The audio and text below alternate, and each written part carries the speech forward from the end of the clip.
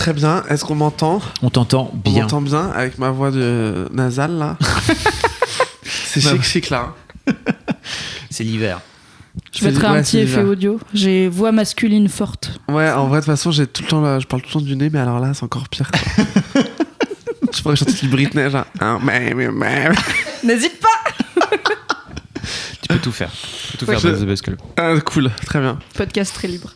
On peut faire tout un épisode où c'est juste Tristan Lopin vous chante du Britney pendant 1 heure. Oui. Ah ouais, bah ça peut être encore plus long. Hein. Elle a beaucoup de elle chansons. a des titres. Après, tous sont pas. Je pense pas que tu fasses 1 heure de gros hits de Britney. Ah si. Ah quand même genre. 1 heure de gros hits de Britney. Carrière, ah ouais, quoi. Si. Que tout le monde chante dans la foule, même les gens qui connaissent pas Britney. Au moins t'en citer 10. Le teste pas, Fabrice. Ouais. Si tu veux que Tristan Lopin monte sur scène pour faire un concept. Concept Oui. Ah non, mais je veux dire, me challenge pas. Elle a fait 1 heure de tube, c'est sûr. On fait un concept. Ouais. Ok, Tristan Lopin reprend Britney. Pendant 1 heure. Ouais, je chante super mal en plus, donc c'est pas une bonne idée. Et Fabrice arrive à la fin pour dire j'avais tort et tu avais raison. Oui, c'est vrai.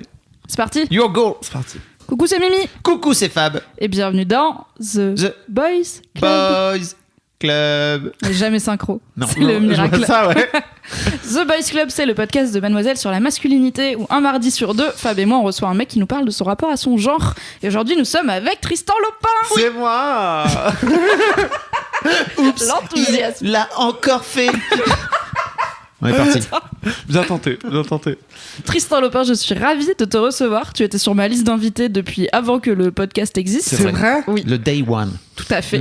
Tant Et mieux. j'ai eu la chance de te voir sur scène, car tu passes sur scène à Paris jusqu'au 29 mars, puis en tournée dans toute la France. Et je me suis dit, c'est l'occasion de recevoir Tristan Lopin pour dire aux gens, il est trop cool, allez le voir sur scène et que tu nous parles un peu de ton rapport à ton genre. Eh ben avec plaisir. Je suis là, allons-y. Ok. Tristan, ça veut dire quoi pour toi être un homme ? Ah, être un homme, ah là là, le sujet est vaste. Être un homme, il y a plein de significations différentes. Être un homme, physiquement, l'apparence physique, ça va être le sexe, mais après, je pense que c'est. Tu regrettes un peu d'être venu ou pas ? Non, pas du tout. Je regarde pas. En vrai, c'est une bonne question. C'est juste que je sais pas trop.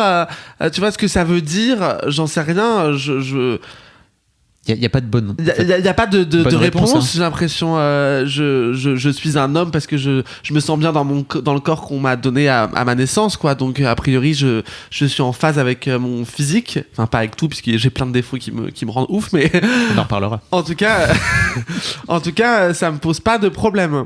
Je suis bien dans ma peau. Voilà. Après, qu'est-ce qu'être un homme ? Vaste question. Après, chaque définition est personnelle. Ouais, selon les yeux de qui, en fonction de si t'es dans la peau de Donald Trump ou dans la peau de Bilal Hassani, ça doit être très différent. Je pense, oui, que la définition change.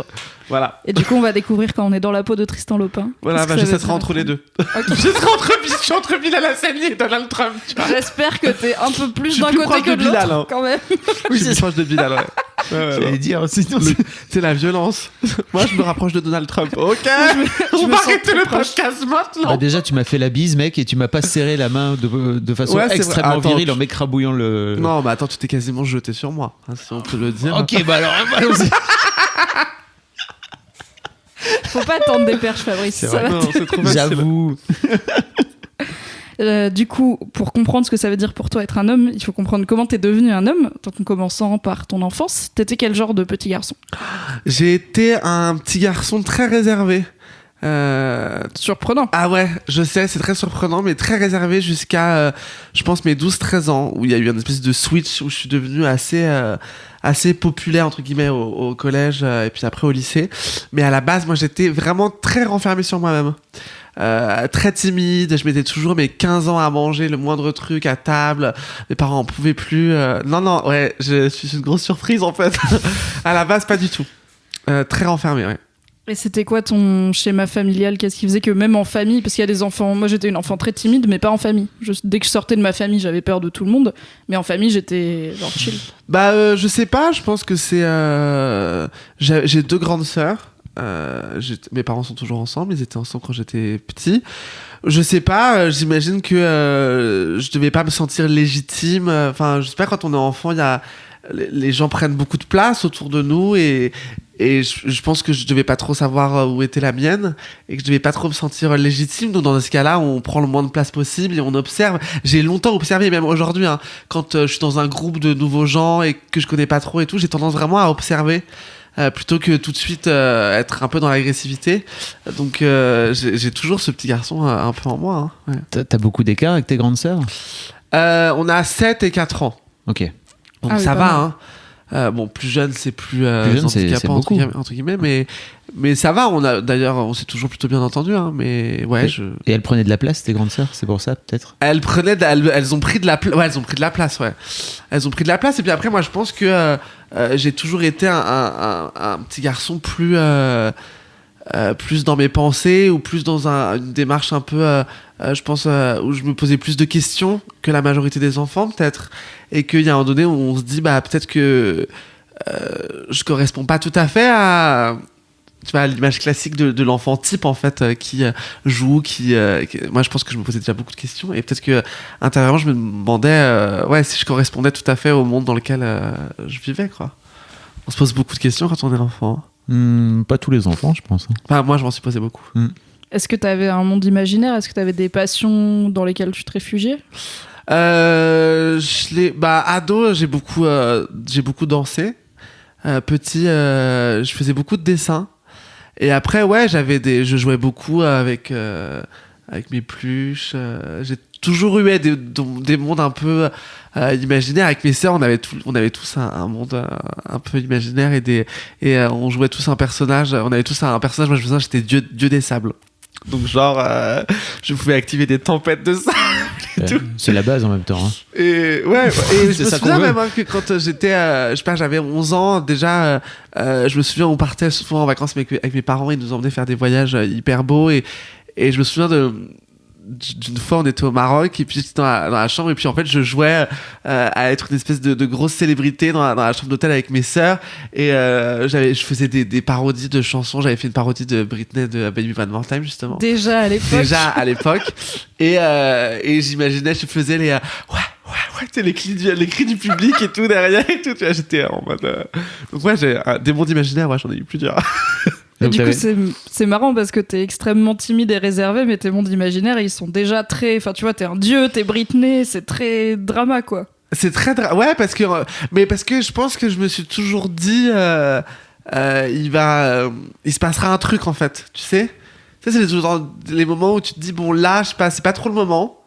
Mais je sais pas, j'imagine qu'il y a plein de gens qui ressentent ça et que ça arrive d'une manière ou d'une autre, je veux dire dans la vie personnelle ou la vie professionnelle, enfin voilà, chacun s'épanouit comme il peut et comme il le veut. Et moi j'ai toujours senti bon là c'est pas le moment mais il va se passer un truc, quoi. Donc en tout cas je sentais que j'avais cette force là qui n'était pas exploitable à ce moment-là mais qui finalement le serait peut-être plus tard. Et tu disais qu'au collège t'étais devenu populaire à 12-13 ans, c'est ça ? Ouais. Il s'est passé quoi ? Il s'est passé que en fait, je me souviens, je suis parti en camp UCPA avec là. On adore l'UCPA chez Mademoiselle. Ah, c'est vrai. Bon, moi ça s'est pas très bien passé. Mais parce qu'en fait, c'était la première fois que je faisais une espèce de colo et tout. Ah oui. Que moi, je pense que j'étais pas du tout un enfant. Vu que j'étais pas habitué, c'est pas un truc auquel j'aspirais forcément. Mes parents m'avaient mis là avec une de mes cousines. Et en fait, moi, j'étais encore dans cette période où j'étais très timide, etc. Et en fait, le fait d'être H24 avec des gens que je ne connaissais pas, que je découvrais comme ça du jour au lendemain, dans des conditions, je me souviens, on faisait du canoë, on dormait dans des tentes, enfin vraiment le truc, moi, déjà petit, j'étais pas du tout branché là-dessus. et je me souviens qu'à un moment donné, je me suis dit, mais en fait, enfin, je me le suis pas dit, c'est arrivé.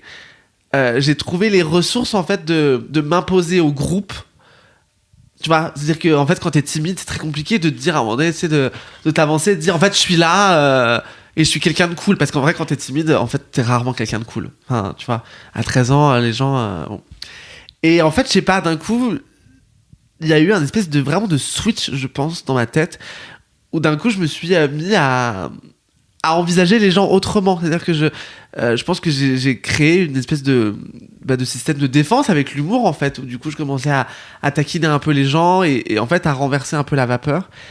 Et c'est comme ça que c'est venu, en fait. D'un coup, j'ai été un peu populaire parce que j'étais un peu drôle, en fait. Et que je me cachais plus. Je me cachais plus, quoi. je pense aussi. Est-ce que tu penses avec le recul que tes parents t'ont mis dans cette colo pour te metmettre un petit coup de pied au cul Je pense pas du tout. Ok. Non. Non, mais comme tu vois, t'as un enfant timide, tu te dis, tiens, peut-être c'est l'occasion de lui faire. Ouais, alors j'avoue, je leur ai jamais demandé. Peut-être, ouais, mais pas autant, je pense. Ok. Pas autant. Parce qu'il y a vraiment eu un truc. Du coup, que j'ai vachement gardé après dans ma famille où j'étais vachement plus réservé, du coup, parce que le switch paraissait un peu improbable comme ça. Mais ouais, pas autant. J'ai vraiment eu une transformation. Ouais. Mais il n'y a pas ce truc aussi où quand tu changes de groupe, tu sais, t'as pas tes casseroles en fait avec tes bandes de potes, etc. Ouais, c'est vrai. Donc tu peux te réinventer un personnage, quoi. Ouais, mais en même temps, les premiers. Je pense que c'est arrivé vers la fin du séjour, tu vois. Ok, Donc il y avait dû avoir déjà peut-être une semaine, quoi. Où clairement, je devais pas être le mec le plus populaire du truc. Et puis finalement, en fait, ça m'a servi pour après. C'est-à-dire que finalement, bon, les derniers jours se sont très bien passés, j'étais pote avec tout le monde et tout, et puis après, bon, on rentre et puis. Voilà. New Tristan. Ouais, il y a eu vraiment un New truc. Year, New Tristan. Ouais, il y a vraiment un truc comme ça, ouais.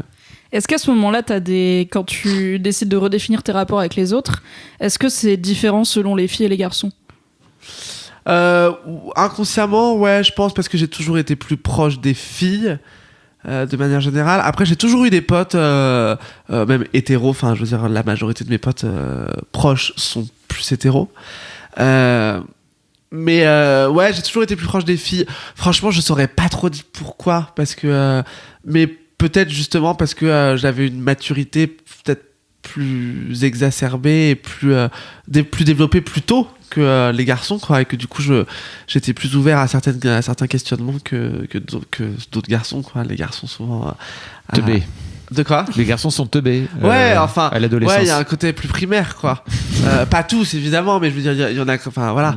Donc et qui sont un peu bruts. Et puis chez les garçons, il y a je pense que ce qui existe aussi chez les filles, mais du coup quand t'es un garçon par rapport aux filles c'est vachement différent, c'est qu'il y a toujours une espèce de compétition, donc les gens se comparent, les filles se comparent dans leur féminité, dans leur succès par rapport aux autres, leur popularité, les garçons aussi se comparent beaucoup, mais du coup quand t'es un garçon, les filles en fait tu deviens une espèce de faire valoir parce qu'en fait elles se sentent proches de toi et en même temps il n'y a pas de compétition parce qu'on joue pas dans la même cour entre guillemets, donc c'était beaucoup plus agréable, ouais.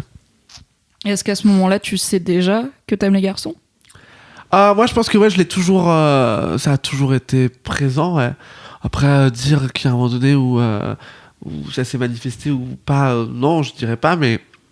Parce que je me dis, les colonies, c'est souvent. Les colonies à 12-13 ans, c'est les premiers petits copains, première petite copine, tu t'envoies des lettres après et tout. Donc, c'est souvent une période de première romance, de premières expériences romantiques, pas sexuelles. Alors je dirais pas qu'à ce moment-là j'avais tu vois cette perspective là, mais en tout cas c'est certain que je devais me poser des questions, mais oui j'ai toujours senti que, enfin voilà, et je pense que c'est pour ça aussi que même petit je me sentais pas forcément de rentrer dans voilà, parce que je pense que j'avais une sensibilité un peu différente, quoi. Donc ouais, ça a toujours été présent, je pense. Comment ça s'est passé quand tes parents ont fini par découvrir le New Tristan, une fois que t'as arrêté de faire le réservé pour les ménager un peu? Mais ça a été progressif en fait. Eux ont pas eu ils ont pas eu cet effet très cash, quoi. C'est plus ma cousine, je me souviens pour le coup, qui me connaissait bien, qui m'a vu du jour au lendemain un peu switcher. Mes parents, je pense que ça a été plutôt progressif. Donc ils ont rien dit de spécial parce que je pense que je l'ai caché un peu au début. Et qu'au fur et à mesure, ouais, c'est venu petit à petit, qu'ils ont vu que je commençais, je pense, à être plus épanoui, à parler plus peut-être, et puis après je leur ai présenté mon premier amoureux, enfin bon, donc les choses, ouais, il n'y a pas eu de bascule pour eux, je pense, net en tout cas. Mais pour revenir à cette colo, t'as un moment, tu as la sensation d'avoir eu un déclic, un moment d'un truc qui t'a fait dire ou je sais pas, j'en ai marre en fait d'être comme ça, il faut que je change. Il s'est passé un événement ou un truc comme ça ? Non. Non, t'as plus. Pas tellement en plus, c'est juste que. C'est pas. Je sais pas, je pense qu'il y avait un trop-plein à un moment donné de se sentir toujours. Enfin, moi j'avais toujours le sentiment d'être pas bien en fait. D'être là et en même temps de compter les minutes qui me séparaient au moment où j'allais repartir d'ici, d'être dans l'appréhension de tout. Je pense qu'il y a eu un trop-plein. Et puis un jour, je me souviens, j'avais acheté une tablette de Lindt au chocolat avec des noisettes dedans. Et en fait, je crois que j'ai bouffé la tablette entière. Et je pense que, je sais pas, j'ai eu un Sugar espèce rush. ouais, mais je pense que j'ai eu un sugar rush vraiment. Et que d'un coup, j'ai un peu switché pendant 1 heure, quoi. Et que après, le truc est revenu. Je me souviens, ma cousine me disait, ah, mais attends, on va te redonner du lint aux noisettes, machin et tout. Et c'était un peu la blague pendant les jours d'après et tout. Et en fait, ouais, je me demande s'il n'y a pas eu un combo. Bon, voilà, peut-être que j'ai été un peu excité à un moment donné. Et puis, par le sucre, et que j'avais un trop plein, et que d'un coup, j'ai un peu lâché prise, quoi. Mais tu sais, je pense que le déclic peut prendre un quart de seconde. C'est-à-dire qu'à partir du moment où tu testes un truc, que tu vois que les gens te regardent différemment, et que en fait, tu te rends compte que ce truc-là, en fait, t'appartenait depuis très longtemps, en fait. Tu vois, ce regard qu'on a sur les gens. Tu vois, quand tu dis quelqu'un qu'il est drôle, c'est parce qu'il a une perspective sur les choses qui est rigolote, en fait, qui te parle. Et d'un coup, quand tu vois que ça parle aux gens, en fait, bah, tu rebondis tout de suite dessus, en fait. Donc, j'ai même pas eu à retourner dans... Ah bah, remanger du lint. Voilà. Du coup, je mange du lint tous les matins pour être drôle. Avant de monter sur scène.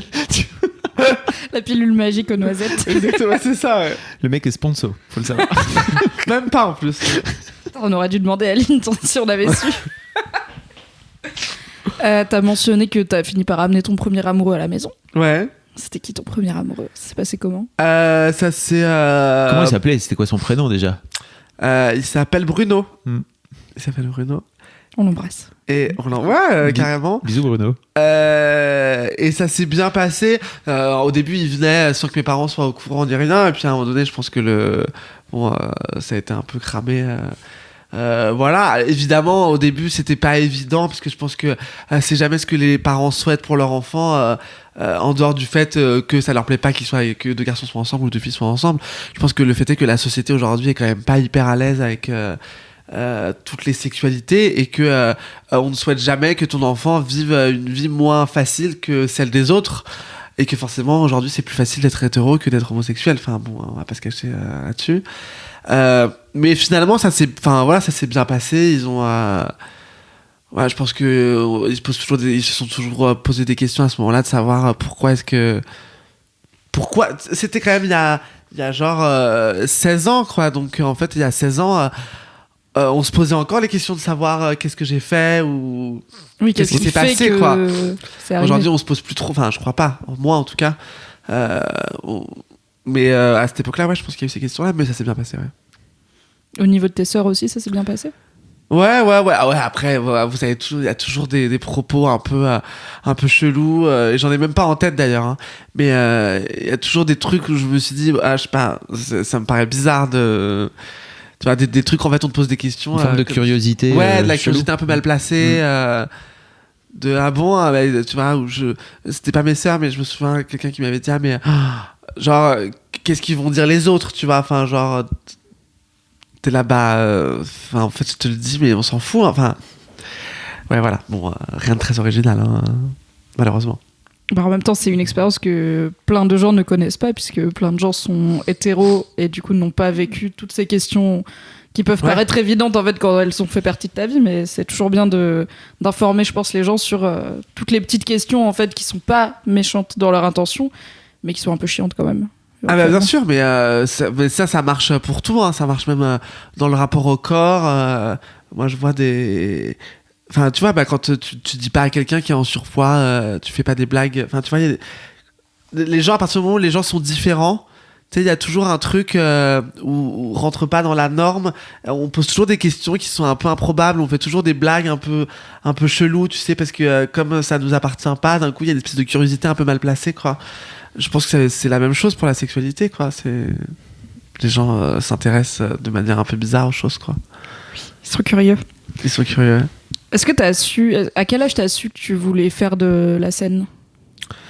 Moi, je voulais pas faire de la scène au début. Je voulais être réalisateur. Ah. Ouais, J'allais dire bibliothécaire ou comptable. Non, alors pas du tout. Mais je voulais faire des films. Moi, je voulais raconter des histoires. Donc, j'ai fait une école de cinéma. J'ai réalisé 2 courts-métrages. Et après, je suis parti 1 an aux États-Unis, à New York. J'ai eu un peu des cours là-bas, j'ai bossé là-bas. Et j'ai été un peu costumier là-bas. Et en fait, on m'a rappelé pour faire un long métrage avec Tahar Rahim à Paris. Pour être costumier justement dessus. Et puis du coup, j'ai enchaîné sur ce film-là. Fabie me juge. Parce oui, que je suis amoureuse de Tahar. Ouais, ouais, je comprends. C'est la vie. Voilà. Il est très mignon et puis il est gentil. Donc, Ta réaction était En chelou. plus, il est gentil. Et puis après, j'ai enchaîné sur un autre film avec Béatrice Dalle de Gaël Morel. Et en fait, du coup, j'ai enchaîné un peu les trucs comme ça. J'ai fait un court-métrage avec Bérangère Krief avant qu'elle commence Bref et tout. Et puis, moi, j'écrivais à ce moment-là des rubriques sur Internet pour un blog de potes, un peu dans l'esprit du spectacle, justement. Et elle m'a dit, mais tu devrais trop monter sur scène, je pense, avec l'énergie que je dégageais, etc. Et les textes que j'avais écrits. Puis l'idée a un peu mûri comme ça. Et puis quelques mois plus tard, je me suis dit, je vais prendre des cours le soir, tu vois, 3 heures par semaine à l'école du One Man Show pour me donner une espèce de, tu vois, de rythme de travail et tout.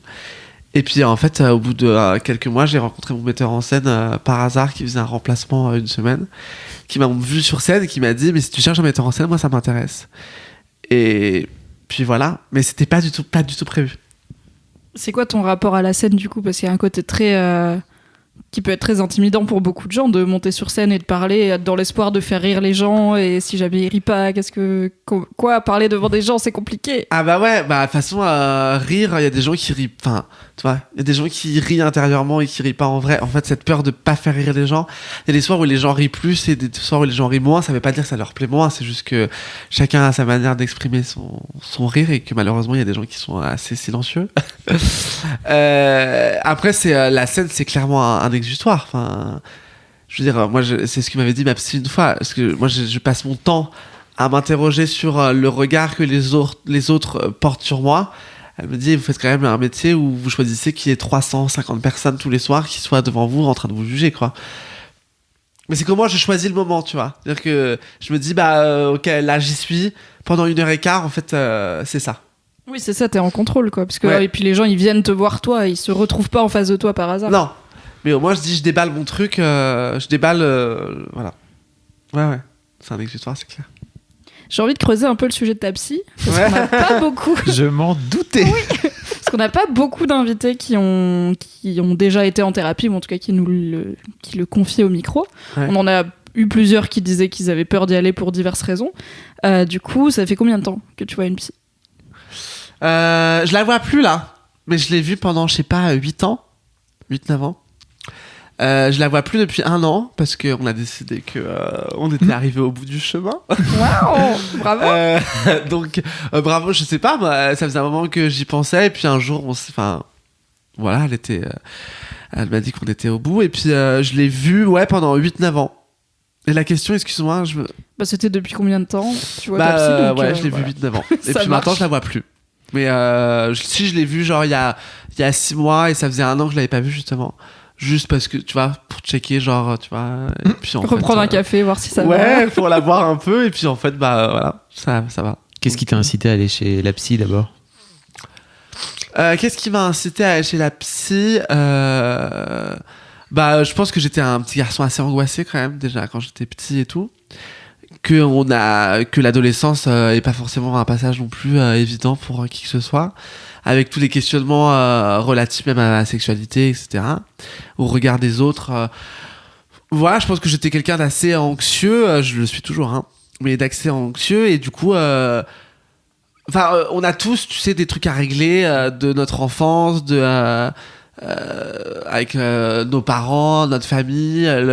Donc, en fait, il y a eu un donné où je me suis dit, j'ai envie d'avancer, tu vois. Tu sais, tu sens quand à un moment donné t'es un peu en train de patiner, quoi, et je me suis dit il faut avancer, et en vrai heureusement parce que j'ai gagné tellement de temps en fait. En fait, tu dis on a tous des trucs à régler, mais on les règle pas tous, quoi. Non, on les règle pas tous. Et dans le boys club, en fait, Mimi te pose la question, je sais pas si tu le sais, mais parce qu'en fait il y a très très peu de mecs d'une manière générale qui vont vers ce travail-là sur eux-mêmes, en fait, et qui vont vers ce travail sur leurs propres émotions. Ouais. C'est un truc qui, d'une manière générale, dans la masculinité, on n'apprend pas aux petits garçons à gérer leurs émotions. Non, c'est vrai. Mm. Et en même temps, ça fait pas des garçons très épanouis, j'ai l'impression. Enfin, tu vois. Qu'en dis-tu, Mimi?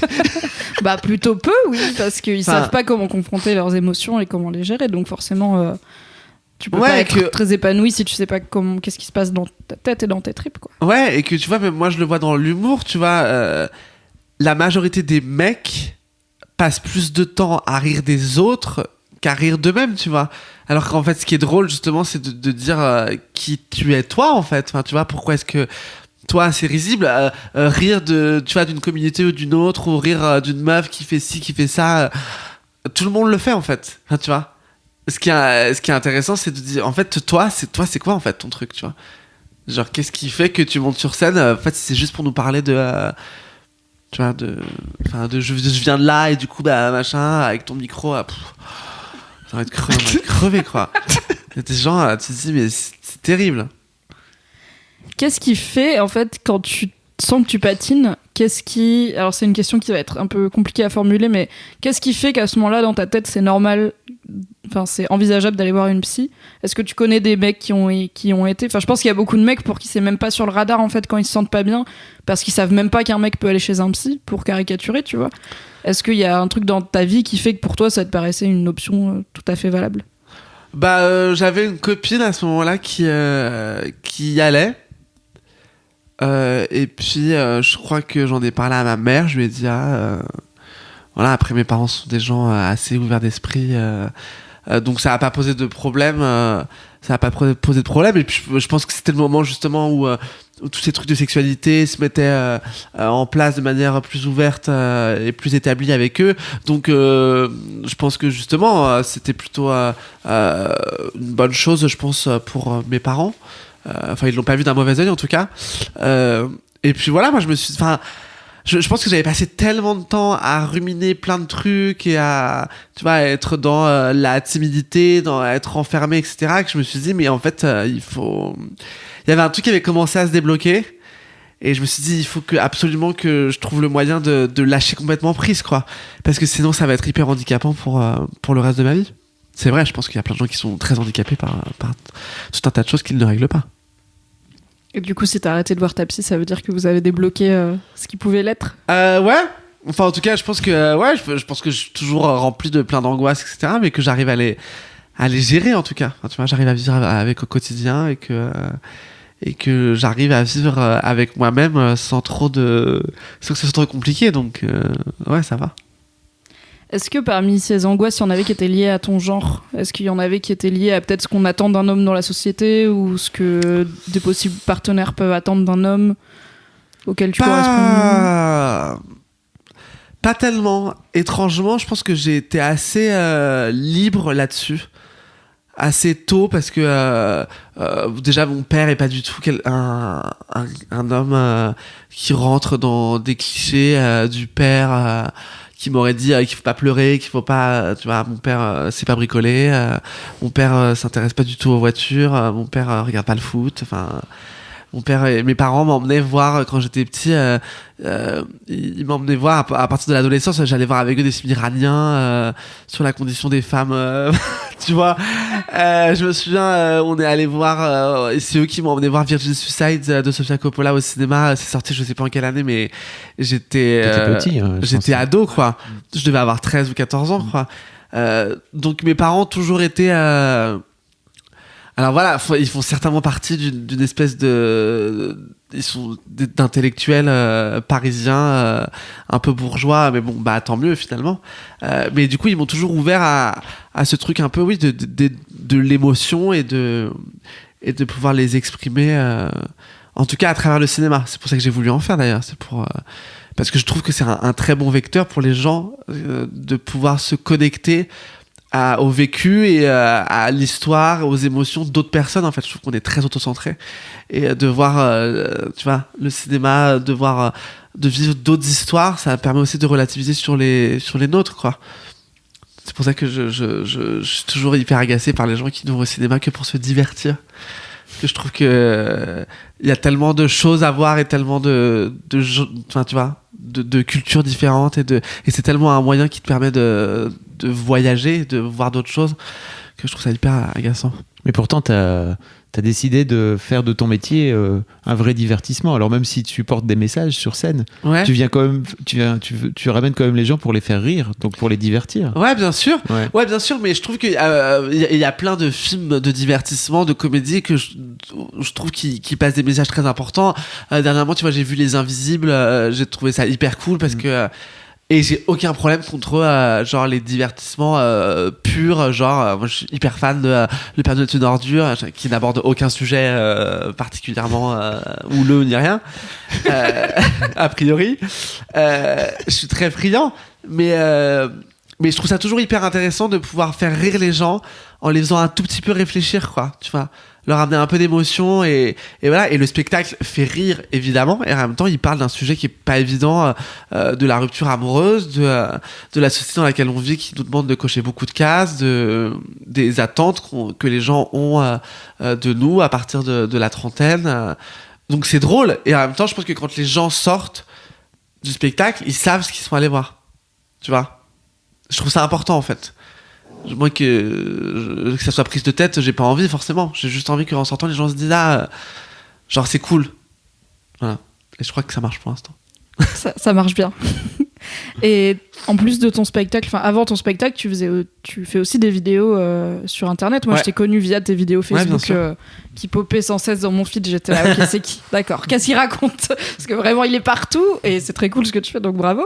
Mais qu'est-ce qui fait que tu t'es lancé comme ça, qu'un jour t'as pris tes écouteurs d'iPhone et une caméra et que tu t'es dit, allez, on va faire des personnages sur internet ? Parce que je voulais faire la promo du spectacle à la base. Et que pour ramener des gens en fait dans la salle.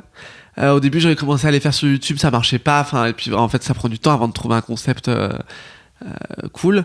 Et puis un jour je sais pas, en fait j'ai posé mon téléphone, je me suis mis à faire du sport et à parler d'un ex avec lequel j'aurais recouché sans rien avoir écrit ni rien. La vidéo a hyper bien marché, je sais pas, dans la soirée on avait dû faire genre 40 000 vues, ce qui était beaucoup, parce que j'étais suivi par personne. Et puis après, je sais pas, en fait, les gens ont commencé à m'en demander d'autres. J'ai commencé à parler de sujets un peu du quotidien. Et puis un jour, j'ai vu sur Internet que la Manif pour tous revenait. Et ça faisait déjà 2 ans que c'était fini, que même le mariage pour tous était passé, en fait. Oui. Et au début, je me suis dit, en fait, je vais faire une vidéo, mais ça va pas marcher. Parce que je me suis dit, mais ça fait 2 ans et demi que c'est fini, la Manif pour tous, il faut un comeback, mais tout le monde s'en fout. Et vraiment, je me suis dit, je vais faire la vidéo. Une pop star déchue. Ouais, un peu, ça comeback pourri, quoi. Et je me suis dit, je vais faire la vidéo, et franchement, ça va pas marcher. Et en fait, ça a grave marché. Je sais pas très bien pourquoi, je pense que c'est l'angle avec lequel j'ai abordé le sujet qui a fonctionné. Et puis après ça en est suivi que ça a hyper bien marché, le spectacle a très bien marché et que voilà. Mais tu vois, il y a plein de gens en fait qui sont dans l'ombre entre guillemets aujourd'hui, qui font des spectacles sûrement hyper chouettes, mais qui n'ont pas les moyens de se faire connaître. Moi, c'est un moyen que j'ai eu et qui est encore plus compliqué aujourd'hui, parce que avec Facebook qui a changé et tout, pour faire des vues, on sait. On est au courant, t'inquiète. Ouais, faut y aller, Facebook, c'est compliqué. Ouais, c'est très compliqué. On peut aller sur Instagram et essayer de faire des stories rigolotes. Exactement. Les mêmes. Comment t'as vécu du coup la période débat mariage pour tous, manif pour tous, full force ? Est-ce que c'est quelque chose dans lequel je me demande, t'étais plus à New York à ce moment-là ? T'étais revenu ? Non, j'étais plus à New York, j'étais revenu. Comment je l'ai vécu ? C'est très violent, hein. C'est très violent parce que déjà parce que j'étais quand même plus jeune.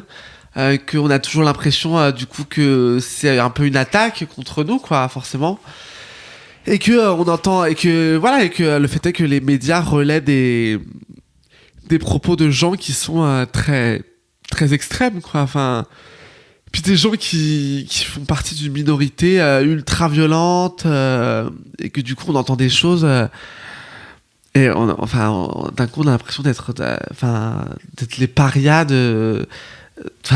on a entendu des trucs terribles quand même pendant cette période-là. Donc c'est très violent, il faut prendre du recul là-dessus sur le moment T, c'est très compliqué. Ouais. Est-ce que t'es du genre à aller militer? Est-ce que t'es descendu dans la rue faire des manifs ou est-ce que t'es plutôt en retrait par rapport à tout ça? Non, j'étais à aller manifester pour le mariage pour tous. Évidemment, je me souviens, j'étais avec mon papa d'ailleurs, qui était venu avec moi. Et non, évidemment, je l'ai fait. Ouais. Puis moi, je suis le premier à. Ouais, Mais ce serait pas une honte si tu l'avais pas fait. Il y a des gens non. Il y a plein de gens qui l'ont pas fait, et voilà, mais non, je trouvais ça important. Il faut se battre un peu. Tout à fait. Je bois de l'eau, genre. Je t'en prie. Ça, on peut faire un truc à ASMR, tu sais, genre. Ah oui, ça marche bien.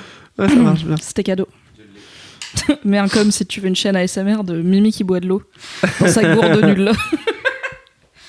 En tout début d'épisode, tu mentionnais tes complexes, enfin les choses que t'aimes moins, on va dire, dans ton corps, et c'est quelque chose que t'évoques aussi dans ton spectacle avec beaucoup d'humour. Ouais. Donc je me suis dit cool, on va en parler. C'est quoi ton rapport à ton corps? Mon rapport à mon corps, j'ai un rapport assez serein en fait. Hein. J'ai enfin tu vois, je me trouve pas parfait ni rien, et je me trouve plein de petits défauts. Après. Je me trouve pas moche non plus, enfin tu vois, j'ai un rapport assez serein, c'est-à-dire que mais forcément le rapport au corps c'est toujours compliqué entre les images qu'on voit dans les magazines, sur Instagram et tout, ouais, faut avoir un peu de second degré quoi. Ou faut virer des gens de ton feed Instagram. Ah mais je le fais. Ouais. Franchement, ouais. Déjà, je suis pas beaucoup de monde et je suis pas les mecs qui se mettent en scène dans des slips de bain à la plage avec des six-packs et le regard, tu sais, un peu ténébreux, alors qu'en fait, ils ont juste l'air de teubés, quoi. Mais non, je m'épargne ça. Hein, c'est terrible. Puis en plus, c'est pas du tout des mecs qui m'excitent, quoi. Je trouve ça. Moi, tu me mettrais avec moi un mec qui passe son temps à se prendre en photo sur la plage, très peu pour moi. Mais est-ce que, en grandissant, ton rapport au corps était plus complexe? Peut-être? Moins serein? Ouais, évidemment. Et puis en plus, le corps des garçons comme le corps des filles change. Moi, j'ai commencé à avoir des poils. Et puis, tu sais, c'est toujours comme pour les filles, quoi. C'est quand les seins commencent à pousser, pas forcément comme il faudrait ou machin. T'as les poils qui poussent pas forcément au bon endroit au bon moment. T'as la barbe, enfin tu vois, tu commences à avoir un vieux duvet de moustache dégueu. Moi je me souviens de ma grand-mère qui me dit on va t'acheter un rasoir, et t'es là, bah non en fait j'ai pas envie qu'on enfin tu vois, j'ai pas envie qu'on me dise que j'en ai une, parce qu'en fait j'ai pas envie enfin tu vois, parce qu'en fait c'est bâtard, parce que j'ai pas de moustache, mais en fait j'ai un espèce de duvet chum, tu vois. Donc ouais, évidemment ça a été compliqué en grandissant, mais comme enfin tous les ados, je crois que c'est compliqué, hein. Ouais, mais les garçons en parlent beaucoup moins. C'est-à-dire que t'as beaucoup de sensibilisation autour des complexes féminins et des modèles de beauté féminine qui sont des femmes qui n'existent pas, qui sont ultra retouchées et tout. Ce qui est de plus en plus le cas chez les modèles de beauté masculins, mais c'est moins... En fait, les mecs expriment moins leurs complexes, tout simplement. Ouais, mais ça veut pas dire qu'ils en ont moins. Hein. C'était ça le grand secret. Non. Les garçons parlent beaucoup moins ouvertement de plein de choses, mais ça veut pas dire qu'ils pensent pas la même chose que les filles. Est-ce que t'en parlais, toi, avec les autres garçons quand t'étais ado? Pas tellement, parce que je pense qu'en plus, j'avais aussi un peu un truc d'ego et de... donc non, pas tellement, mais c'est un truc qui est venu quand même après, ouais. Et puis je pense qu'on en parle plus quand on commence à s'assumer, en fait. Enfin, quand tu commences à tourner un peu la page de tes névroses et de... Bah, tu te dis, bon, en fait, on est comme ça, en fait. Bon, bah, tant pis, en fait. Enfin, tu vois, bon, c'est pas grave. Voilà. On peut pas lutter contre certains trucs, tu vois.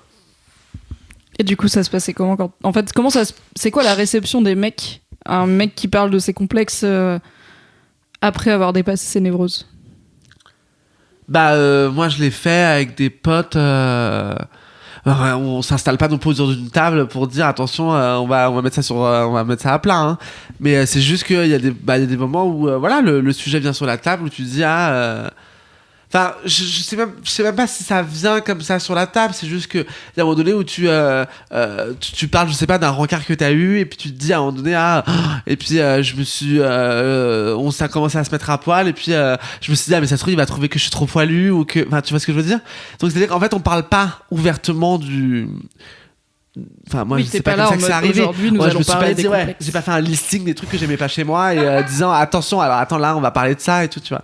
C'est juste qu'en fait, il y a des circonstances dans lesquelles tu parles de ces choses-là. Parce que tu dis, voilà, t'essayes une fringue, tu vois, une meuf qui dit, t'essayes une fringue, tu dis, ah bah non, ça me boudine. Bon, bah, en fait, là, tu l'as pas dit ouvertement, mais tu viens de parler du fait que, a priori, tu te trouvais grosse. Enfin, tu vois. Donc, ça fonctionne comme ça, quoi.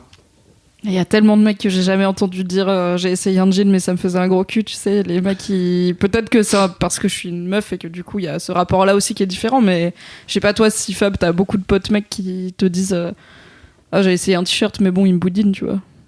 J'ai pas de pote mec. Déjà. Question C'est suivante. vrai que t'es misandre, je dis tout le temps. Ah non, mais en vrai, il y en a, hein. Il y en a. Bah, j'espère bien, c'est quand même pas une conversation ultra Bah non, c'est pour dure ça. à avoir, quoi. En fait, ça nécessite de se rendre vulnérable. Et rien que ça, je pense que c'est un truc qui est super compliqué pour vraiment, vraiment beaucoup de mecs. Ça nécessite de venir dire, tu vois, j'ai une faiblesse là et j'ai un truc qui déconne chez moi et c'est compliqué. Et rien que ça, je pense que c'est vraiment déjà. C'est pas un truc facile, c'est pas un truc qu'on apprend, encore une fois, à faire au petit garçon, c'est-à-dire, explique-moi pourquoi tu pleures. Plutôt, le garçon va lui dire, Ouais, arrête de pleurer. voilà. Sois un homme. Tu l'as ou pas? Je l'ai. Dans un précédent épisode qui commence à dater un peu, il y avait William Régeau qui nous avait parlé d'une certaine forme de virilisme qu'il trouvait assez violente dans la communauté gay, notamment dans le dating, qu'il y avait des mecs qui recherchaient donc le masque for masque, les mecs qui veulent que des hommes ultra virils et tout, et que lui, comme il correspond pas aux critères du masque for masque, ça lui faisait pas spécialement plaisir d'être rejeté par défaut, en fait. Est-ce que c'est quelque chose qui résonne en toi, ces critères peut-être un peu rigides parfois qu'il peut y avoir dans la séduction? Franchement, je vois très bien le truc, hein. C'est pas un truc qui me touche personnellement parce que je crois que déjà je suis pas très branché, tu vois, réseau de rencontres et tout. Je l'ai déjà fait, hein, mais pas tant que ça. Et que en vrai, moi je pense que j'ai un peu un radar à gens pas trop cons, en fait, tu vois. C'est-à-dire que en fait, moi, les gens qui m'excitent, enfin, tu vois, même déjà, moi, en fait, le cul pour le cul, j'ai un peu du mal. C'est-à-dire que j'ai du mal à avoir un rapport sexuel avec un garçon que je ne connais pas, comme ça, juste pour dire que je me suis vidé les couilles, quoi. Du coup, j'ai toujours besoin d'avoir un peu un espèce de connexion un peu intellectuelle. A priori, si j'ai une connexion intellectuelle, c'est que le mec est pas trop con, et a priori, si le mec est pas trop con, il balance pas des trucs en mode j'ai besoin d'un mec super viril dans mon lit pour me prouver que, enfin, tu vois. Donc, la question ne me touche pas comme ça, mais j'entends qu'elle existe et je trouve ça terrible, mais en même temps si ces gens-là existent, c'est que c'est clairement pas des gens très intéressants, quoi. Tu vois, moi c'est comme des copines qui me disent je lui envoie un texto, imagine il me répond que tu vois, un truc genre hardcore. Je dis mais attends, si le mec te répond un truc hardcore, en fait c'est juste que en fait il a aucun intérêt, tu vois. Donc a priori, si un mec recherche absolument le mec viril parce que à côté sur sa photo Instagram ça fera plus chouette qu'un mec qui fait un peu moins stylé mais qui est vachement plus cool, c'est que c'est un con, quoi. Donc tu perds rien. Ah non, tu perds rien, non. Très bonne philosophie. Je pense à noter pour tout le monde. Au pire, c'est qu'un con est un ouais. perdu. Et Voilà. d'ailleurs, je suis même jamais sorti avec des mecs comme ça, tu sais, qui sont hyper musclés, tu vois. Bah, c'est quand même rare. Enfin, je veux dire, c'est une discipline de vie qui est compliquée de garder un physique d'Instagrammeur. Donc, ils sont pas si nombreux, quoi. Enfin, les gens doivent se faire chier, quoi. Enfin, tu vois. Moi, c'est pour avoir un mec qui va tous les jours à la salle de sport pendant 3 heures, qui le soir me dit qu'il doit manger un plat de pâtes pour avoir ses trucs, qu'il boit pas un verre de vin parce que machin, et qu'après on peut pas aller boire des coups parce que c'est bon, en fait. Non. T'as l'air fatigué rien que d'en parler. Non, mais pas du tout. Enfin, moi, je préfère 1000 fois un mec qui me dit je vais fumer une clope sur le balcon, on boit un verre de vin et on se commande une pizza, et puis demain peut-être j'irai au sport, mais peut-être j'irai qu'une demi-heure, tu vois. C'est pas grave, en fait. Détente. Ouais, détente. Détente. Ouais. T'as évoqué un peu ta vie sexuelle, donc je vais rebondir sur l'occasion pour te poser la fameuse question. Tristan, comment va ta bite? Ma bite va bien. Il fait un peu froid en ce moment, mais sinon, franchement, elle va pas mal. Ouais. Tu dis ça parce que tu mets pas de sous-vêtements ou comment ça se passe? Si, j'ai un sous-vêtement aujourd'hui en plus. Non, en général, je mets des sous-vêtements. Aujourd'hui. Non, franchement, elle va bien. Ma bite va bien. Je suis assez. On s'entend assez bien. Ouais. Parce que vous êtes toujours bien entendu. On s'est plutôt toujours bien entendu, ouais. Franchement, j'ai jamais eu de problème avec ma bite. Elle a toujours été fidèle au poste quand j'en avais besoin. Donc, non, franchement, ça va. Ah, et j'ai une autre question. Je te l'ai pas envoyée en avance car j'avais oublié. C'est une question qu'on a décidé de mettre en place après l'épisode avec Patrick Beau qui nous a longuement parlé de comment mesurer sa bite et quel est le moyen le plus scientifiquement équivoque de mesurer sa bite. Du coup, est-ce que tu as déjà mesuré ta bite? Et si oui, par quel moyen? Avec quel outil? La dernière fois que j'ai mesuré ma bite, parce que oui, je l'ai fait, c'était en première. Donc c'est il y a bien 15 ans, je crois. Et c'était avec une règle. Et c'était avec mon premier amour. Ah, vous l'avez fait à deux? À deux? Ah, trop chou. Est-ce que c'était pour voir qui avait la plus grande? Pas tellement. Non, parce qu'on s'est donné les chiffres sans qu'il y ait d'espèce de compétition. Non, c'était juste. Vous vous êtes donné les chiffres, c'est-à-dire que vous n'avez pas vérifié Si, on était ensemble. Enfin, on s'est donné les chiffres, on a vu le truc en face à face. Voilà, bon, je me souviens plus comment ça s'est passé exactement. Hein, J'imagine, tu sais, l'écrire sur un petit papier et le glisser à travers la table. Non, je sais pas. J'en ai le souvenir que c'était plus un espèce de truc de curiosité. Enfin, tu vois, bon. Ça s'est fait et puis après je l'ai jamais refait en fait. La vraie question que Mimi pose pas, c'est à quel moment t'as démarré et à partir de où? Tu vois, c'est ça. Bah alors moi je pense que tu démarres à partir de la base, mais genre devant, pas derrière. Enfin tu vois, tu passes pas genre au niveau des couilles et tout. Enfin tu vois, pour moi tu pars. Il y a des garçons qui passent de derrière. Ouais, Ah bah ouais, bah moi je suis sur du 25 alors si tu veux. Non mais attends, ouais d'accord. Ok, donc tu pars de l'anus, c'est ça? Ouais, super. Okay. Bah moi je suis sur un 35-40, ouais. Tu pars du haut de ta tête. Non mais attends. Ça va, hein. Le mieux c'est déjà de savoir s'en servir. Hein. C'est vrai, c'est très vrai. Ah ouais. Merci pour ces confidences sur comment bien mesurer sa bite. Ces opinions très de ma bite, c'est parfait. D'ailleurs j'ai pas noté le chiffre. Hein. Je ne te le demande pas, mais tu peux le donner si tu veux. Mais merci à vous en tout cas. Quel beau moment. C'est ma nouvelle question préférée, je pense. Je me doute. De ce podcast.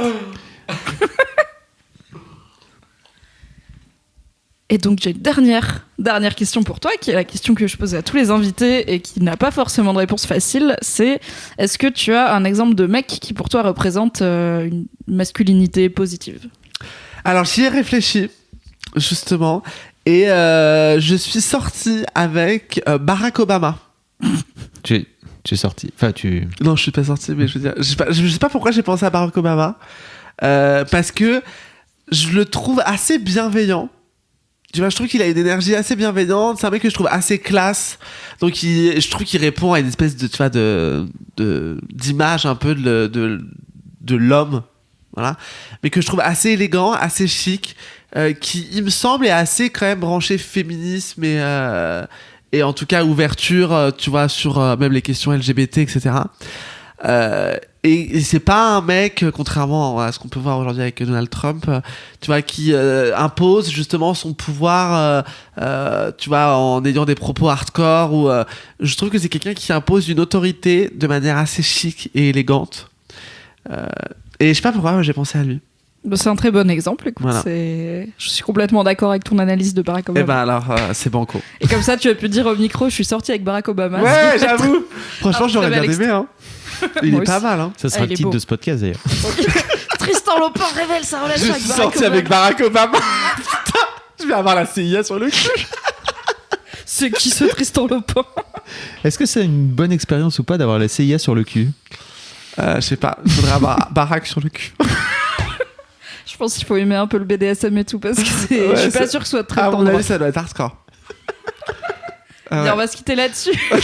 On se quitte là-dessus. Voilà. Merci à tous d'avoir écouté. Oui, merci beaucoup Tristan d'être venu. Plaisir. C'était merci, top. Tristan. Je suis très contente de t'avoir enfin reçu. Merci à Fab. Merci Mimi. Et donc pour rappel, je vais prendre mes petites notes pour pas me tromper de date. Vous pouvez retrouver Tristan Lopin à Paris, à l'Apollo Théâtre, a priori. Jusqu'au 29 mars, les jeudis, vendredis. Et après, j'ai noté toutes les villes où tu passes. Donc il y a Caluire à côté de Lyon, Genève, Marseille, Lille, Montpellier, Gétigné. Ouais, Gétigné, c'est à côté de Nantes. Ok. Versailles, Bordeaux, Rouen, Passé, Bandol. C'est à côté de Rennes, ouais. Ok. Bandol, ouais. Saint-Égrève et Toulouse jusqu'au 15 juin. Puis après, il y en a d'autres pour l'automne. Tout à fait. Et voilà. info très spécifique qui va être périmée très vite, le jour de la sortie de ce podcast, donc le 19 février si je dis pas de conneries. Ouais, c'est ça. Tu es au grand One Match Show organisé par Mademoiselle à Bobino. Donc si tu écoutes ce podcast le jour de sa sortie et que tu es à Paris, viens au grand One Match Show pour rencontrer Tristan Lopin et plein d'autres artistes sur la Très scène chouette. De du très théâtre. bons artistes. Ouais. J'ai tellement hâte, ça va être trop bien. Yes. Merci beaucoup Un Tristan. grand Merci à vous. Salut. Bye bye. Allez hop.